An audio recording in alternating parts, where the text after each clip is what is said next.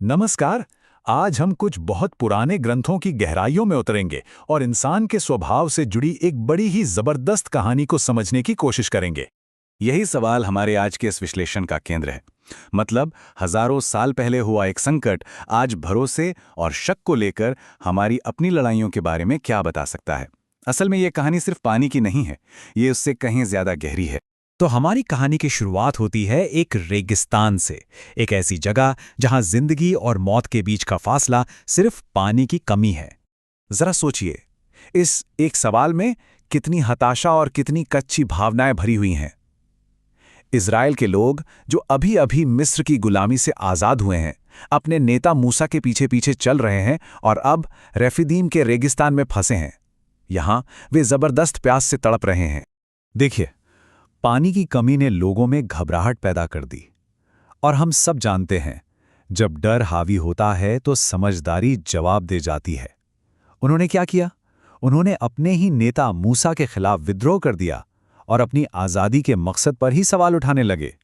उनका डर इतना ज्यादा बढ़ गया कि वो मिस्र में अपनी गुलामी के दिनों को अच्छा समझने लगे। मतलब उनके मन में ये ख्याल आने लगा कि आज़ादी की इस मुश्किल राह पर प्यासे मरने से तो कहीं बेहतर था कि वे गुलाम ही रहते, कम से कम जिंदा तो होते। और फिर इस शारीरिक संकट का एक चमत्कारी समाधान होता है। ईश्वर के कहने पर मूसा एक चट्टान पर अपनी लाठी से वार करते हैं और उसमें से पानी की धारा बह निकलती है, जिससे सबकी जान बच जाती है। अब जैसा कि मैंने कहा, यह कहानी सिर्फ प्यास बुझाने पर खत्म नहीं होती। चलिए अब इसके गहरे, इसके प्रतीकात्मक अर्थ को समझते हैं, जिसकी गूंज आज भी सुनाई देती है। बड़ी दिलचस्प बात है ये। उस जगह का नाम लोगों के बर्ताव को हमेशा के लिए याद रखने के लिए बदल दिया गया। मस्सा, जिसका मतलब है परीक्षा लेना, और मरीबा, जिसका मतलब है झगड़ा करना। तो ये नक्शे पर सिर्फ एक जगह नहीं रही, बल्कि ये ईश्वर को ही कटघरे में खड़ा करने का एक प्रतीक बन गई। और इस प्राचीन झगड़े और आरोप का सार यही कालातीत, यही गहरा मानवीय सवाल है। ये वो सवाल है जो हर मुश्किल या पीड़ा के दौर में हमारे मन में उठता है। सदियों से इन ग्रंथों पर जिन्होंने भी सोचा विचारा है, वे शक के इस पल को अदन की वाटिका में आदम की कहानी जैसी बुनियादी कहानियों से जोड़ते हैं।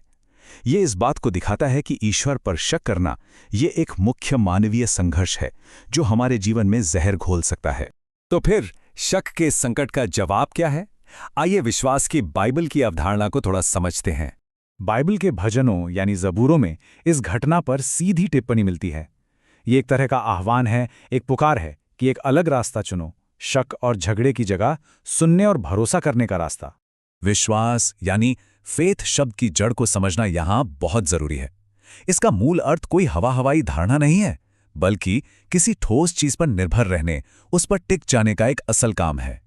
और क्या कमाल की बात है कि जो शब्द हम सब इस्तेमाल करते हैं, आमीन, वो भी इसी जड़ से निकला है। ये इस बात की घोषणा है, एक ऐलान है कि किसी का भरोसा एक चट्टान की तरह मजबूत और स्थिर चीज पर टिका है। और इसी घटना के बाद से ईश्वर की छवि एक चट्टान के रूप में, मतलब स्थिरता और जीवन देने वाले पानी के स्रोत के रूप में विश्वास का एक केंद्रीय प्रतीक बन गई। चलिए अब कहानी का रुख करते हैं बाइबल के दूसरे हिस्से की ओर, यानी नए नियम की ओर, जहां पानी का यही प्रतीक एक बहुत गहरा और निजी मोड़ लेता है।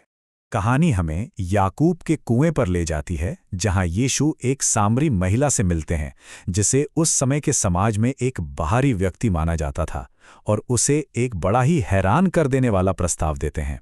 ये जो तुलना है, ये कहानी में एक जबरदस्त बदलाव को दिखाती है।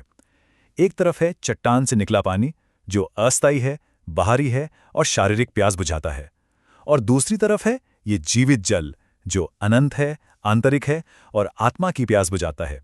अब प्यास का समाधान कोई बाहरी चीज नहीं, बल्कि एक भीतरी, कभी ना खत्म होने वाला स्रोत है। यीशु उस महिला से कहते हैं कि ईश्वर से जो असली जुड़ाव है वो किसी पवित्र पर्वत या मंदिर तक ही सीमित नहीं है, वो तो कहीं भी, किसी के भी दिल के अंदर आत्मा और सच्चाई से हो सकता है। अब हम आते हैं इस विश्लेषण के अंतिम भाग पर, जो रेगिस्तान में उठे उस सबसे पुराने सवाल का सबसे शक्तिशाली जवाब देता है। संत पॉल का ये कथन उस सवाल का सीधा और साफ जवाब है कि क्या ईश्वर हमारे पक्ष में है या हमारे खिलाफ। पॉल का तर्क बहुत गहरा है। वो कहते हैं कि प्रेम का सबसे बड़ा प्रदर्शन तब नहीं होता जब हम अच्छे होते हैं या उसके लायक होते हैं, बल्कि तब होता है जब हम अपनी सबसे बुरी हालत में होते हैं, अपनी असफलता और अपनी दुश्मनी के बीच। ये एक ऐसा तोहफा है जो बिना किसी शर्त के दिया गया है। और यहां आकर सारे धागे एक साथ जुड़ जाते हैं। क्रूस की घटना वो पल है जो यीशु के वादे वाले जीवित जल को हर किसी के लिए उपलब्ध कराती है और भरोसे के उस सदियों पुराने संकट को हमेशा के लिए हल कर देती है।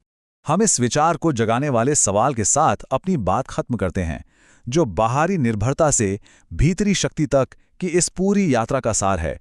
और ये सोचने वाली बात है कि इसका हमारे अपने जीवन के लिए क्या मतलब हो सकता है।